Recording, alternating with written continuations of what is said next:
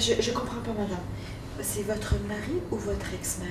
Gratuite et anonyme, la permanence téléphonique du collectif féministe contre le viol reçoit une dizaine d'appels par jour en moyenne. Mais depuis le début de l'affaire DSK, les femmes violées sont plus nombreuses à oser en parler. Nos appels ont été régulièrement augmentés de 30% tous les jours. C'est-à-dire on a 3-4 appels par jour, en plus des appels habituels, qui partent. Et en plus de ces 3-4 appels, il y a bien 8 femmes qui parlent d'une manière ou d'une autre pendant l'appel de cette affaire-là. Sur les 75 000 viols estimés en France chaque année, seule une victime sur 10 porte plainte. Le poids de la culpabilité et de la honte force au silence, plus encore si l'agresseur est un homme de pouvoir.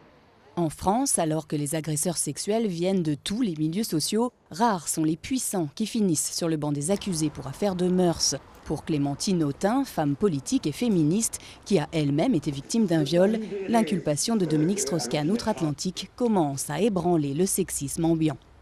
Ce que je crois vraiment, c'est qu'en France, il y a une tolérance sociale beaucoup plus grande à l'égard des violences faites aux femmes, que la grivoiserie, le machisme est globalement toléré.